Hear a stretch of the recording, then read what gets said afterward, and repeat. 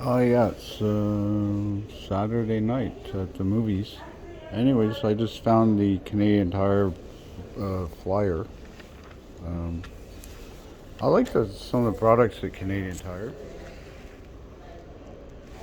but don't leave the parking lot with the shopping basket, even though you just spent $700, and then with it, them calling the police on you. Anyways, the super sale. This one looks good. Looks like stainless steel. It's 249. It says regular $1,200. Now I don't know who'd pay. It says 3 ply clad cook set. It doesn't say if it's stainless steel or not. And who'd pay $1,200 for a set of pots? Anyways, you could get them like on Craigslist for $10. But also the walking machine. This one saved 1,700, and it is how much? Oh, regular 24. Oh, you can get this one for 7.99. Now that's a deal, right? Because most decent. The problem with walking machines I found, and I've had a few that I found like on Craigslist. I got one for free once. I bought two. I had a couple in when I lived in Mexico at the restaurant and at the apartments, but I don't know what happened to that one. Anyways, they're great because you can get your heart rate up instead of some asshole getting it up for you. And it's a great way to burn calories, and this is a deal because there's like in my opinion, there's a fine line between consumer walking machines and commercial. Like if you go to the local pool, with the fitness facility, you pay like a few bucks a week or whatever, and you can use their walking machines. Like they have these heavy duty ones that are designed to just keep going, like 12 hours a day, right? But if you're gonna own one, the point is you're not gonna do 12 hours a day unless you're like Arnold Schwarzenegger or something, or what's the guy with the life that's like a box of chocolates? He walked across the United States. Yeah, I tried that. Anyways, walking machine is great because, in my opinion, and most people probably know this, but I'm just make records of my ideas, is that you can speed up, you can run, you can walk, you can slow down, you can cool down, you can warm up. I just had like a routine I used to do. I do 20 minutes hard and then 10 minutes soft, or start up warm to hot for 5, and then do 10 hot and then 3 slow. And then they have different programs in them. They'll go up like it's like a step master, and what it does is basically the motor in it turns, makes you walk at certain speeds, which forces you. So you have to be careful, right? If you're older or something, you have to be really careful with these guys because you clip on the thingy, but even if you fall down, it'll stop turning, but it's too late. You already fell down. The good thing is that it turns off so it can't like burn a hole in your arm spinning or catch your hair in the treadmill in the bottom, which wouldn't be nice. But it's definitely, you want to go slow with this thing. And I usually just I like want to think or get ready to go to work or get ready for a new project or a trip somewhere or something. The walking machine is a great place to think because your blood is increasing, your blood flow, more oxygen in your blood because you're breathing more, and then your brain kind of, it calms you down. And after, like, there's, people use things, and I'm guilty of it right now. All my life, actually, like nicotine, caffeine, sugar, food, salt addictions, marijuana, um, drugs, whatever. But natural athletes, they get the endorphins and also what else, testosterone and things like that going, and what is that one that really you can run on for a long time? Anyways, we'll put that in the comment section. Anyone who owns one of these, that turned it into like a clothes rack, because they fold up. Most times you're like, oh shit, it's harder to get it unfolded and ready than it is to actually do the workout.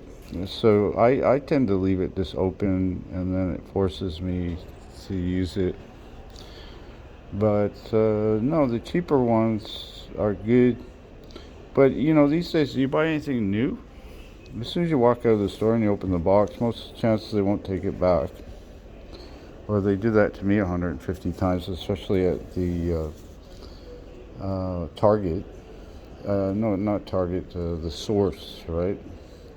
They sold me stuff and I tried to return it, and it was obviously defective, and they told me it was my fault. And I lost a bunch of money, so never shop at the Source. And the other thing is, Canadian Tire, they have some deals. And I look for new items, like something that might take me a long time to find on Craigslist here. Um, Here's a vacuum robot. It's $250. I saw one of those once and it didn't really do much. Oh, here's a good deal. Here's a car canopy, and it's only $500, and it's looks large. Of course, the photography and imaging give you an idea, but that's a compact car in there, right? So they're saying it's regular $7.99, and it's now $4.99, and it's how big is it? Oh, it's a monthly. It's 10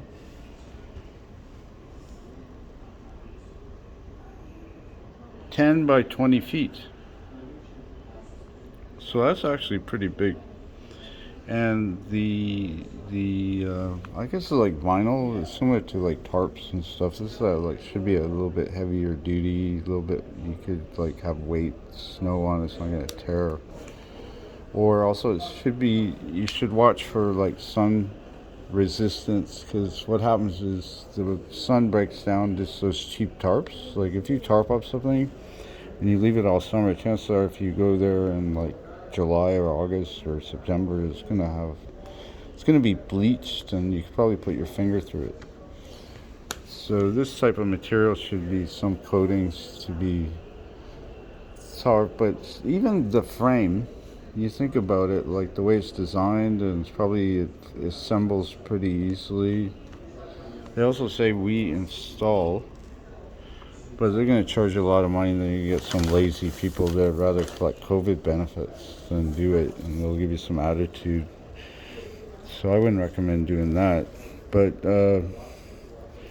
here's a set of luggage, and I was interested in this one. It's only, I think it says $94. So basically $100. That to me is worth buying. Like that's worth the $100 because it all matches. So if you're in a hotel situation, or you're traveling and you just grab and go, it all matches, right? So you could even put like stickers on all of or airbrush it with some graphics or something, and then it's all yours. And grab and go. Matching luggage, I think, is good for travel, and that's only $100, right? I think. I can't see that close. Oh, there we go. 90. Yeah. So with tax, you figure $100, right? Look, there's 1, 2, 3, 4, 5 pieces, right? Shelving's a little bit too expensive. Boots, too expensive. These shoes might be interesting. Outbound. I don't know with the brands, but Canadian Tire is good for like grabbing and going. If like if you're going camping, it's a good place to maybe just stop if you don't want to spend a bunch. Like if you're not sure the family's going to get into camping, Canadian Tire is a good place to start. You can buy items and maybe try them out on the first camping trip, and just don't get them wet or dirty. Just try them out and put them back originally in the packaging the way it is. Even if you're just sizing out like a mattress, like get an idea, does it fit in the tent? Is it too thick? You try it out, let the kids try it. You know, is it too soft, too firm? Sort of like Goldilocks there. But yeah, you could try like the mattresses. Problem with these mattresses is holes, and so the cheaper ones they get holes, and also the material when you first use it, depending on the temperature out in the camping area, it could be quite cold out, and cold air shrinks. So if you could fill it up like during the day and it's all ready to go for nighttime, but give it a good pump before you go to bed, because what'll happen at night, it'll cool off and it'll shrink and you'll end up sleeping on the ground anyways, because it comes out of air, and the last thing you want to do is crawl up on your knees and find the hole and start running a cheap pump or something. Also, the battery operated pumps I think are pretty recommended. Some come with built-in foot pumps. You know, you put a pump in there, or it's a pump built into it. It's kind of an interesting design. You just push it just like in the corner, like in this area of it, and you're just pushing your foot up and down on it, so you're standing up and it actually inflates. So it's kind of an interesting design. I used one of those once, but the problem is like weekend camping, you're always kind of in a hurry, right? I would avoid air mattresses unless you're into that. Or if you want, you know what's great, if you do dirty camping, it's the best. Like what you do is you just cover your seats in your car with something like old blankets, and put old carpets even on top of your floor carpet in the vehicle, and just go in your thongs, right? Your flip flops, your shorts. Bring your sweats. You want to be warm at night. Change your clothes in case it rains. A poncho of some kind in case it rains.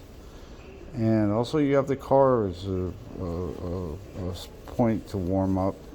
Very important, because if you go in the early spring or even summer, nights can be cold. We used to go up to Chilliwack Lake, and it gets quite cold up there even in like August, because it's quite high in elevation. So nighttime, I don't know about these air mattresses, but a good use one is one that you could double, like you could sleep on it and use it in the lake. And if the lake's cold, it's a great way to get out of the cold water and just float around and get some sun, right? Hopefully it's sunny. But you know, Canadian Tire is good like for fishing stuff. I had a trolling motor. The Portland police or whoever, they stole it from me with my camper in Portland, but I used it on my dinghy. I bought it. It was a real Zodiac, and you know, if there was one item that I really wanted back out of that thing, that was that boat, because I wanted to take Maggie in a boat so much, just to give her the experience, and we we had a laugh, and poor McKenna was screaming that we're gonna die, and we weren't. But when girls panic, my God, you have to be careful. And we were on the lake, but it did lose air because somebody fucked with the O-ring in the thing, right? So, yeah,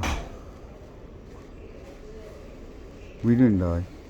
Plus the lake was very shallow, plus it wasn't choppy, and you could see the shore, so I could have saved them, but if, like, McKenna and Maggie totally freaked at the same time, like, yeah. But, you know, Maggie would have been fine, because she used to swim in the ocean when she was, like, 2, right? And those waves were breaking on her little chubby legs, and she was hanging in there, and one time she got stung by a jellyfish, and she was crying for a long time. She just wanted my attention, right? But it was funny because the local thing is if you get stung by a jellyfish in Mexico, spray WD-40 on it.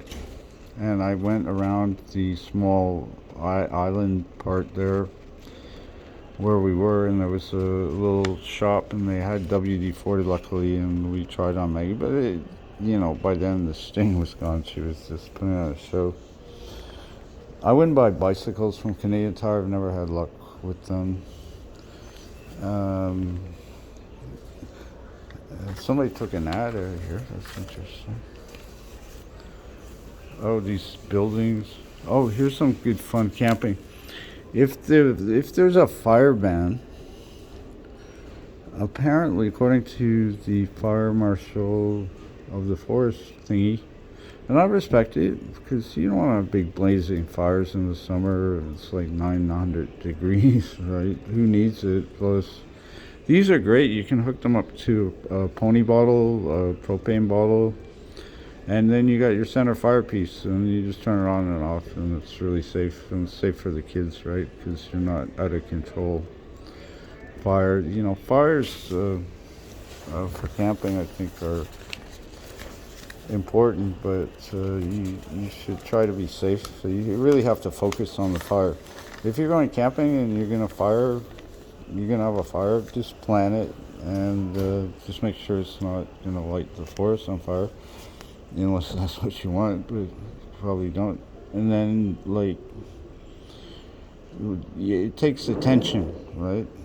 So of course, other experts would probably say, "Oh no, you just set up properly and it burns for hours." But you still have to pay attention to it, right? Always have fire extinguisher, kind of a waste, but a big bucket of water from the lake or something sitting there, just in case the surrounding, I don't know, leaves catch on fire or something.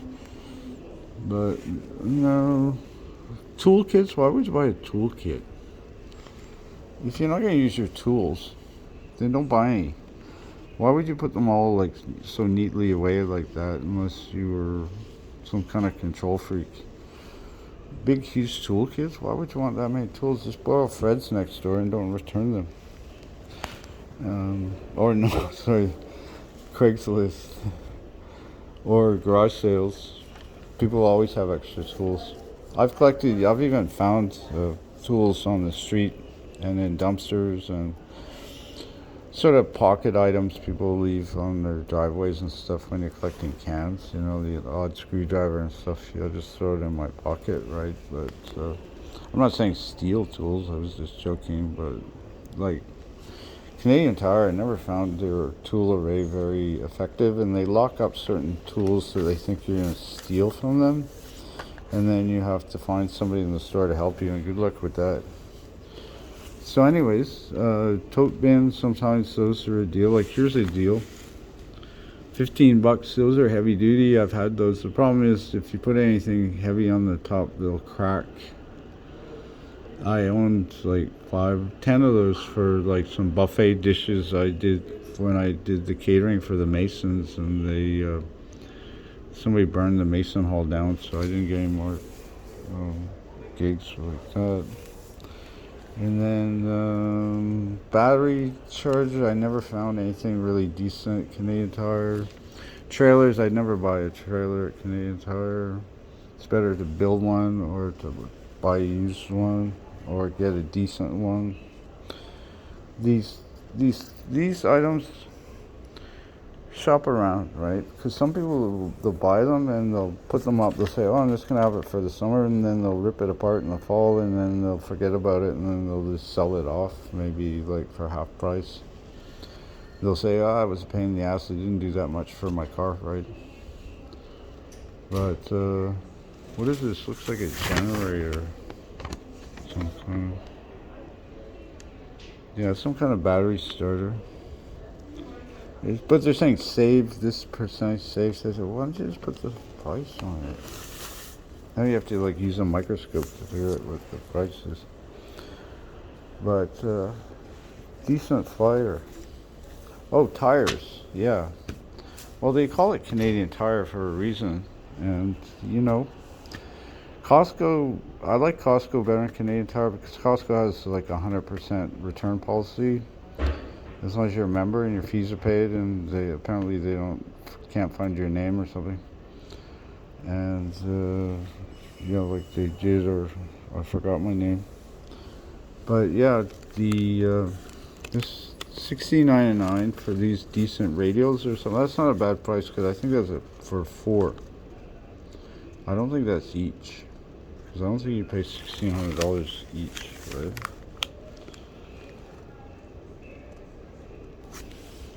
Anyways, Costco. I like Costco, but it's like a madhouse, especially during COVID. Oh my God, the lineup went like, my God, around the building, and they were like marching up and down, militant, stay in line, do not move, move forward, move to the spot. You are under control of the government. Oh, don't stand there. And I said, fuck, I just want to buy some cheese for my pizza shop. Get out of my way.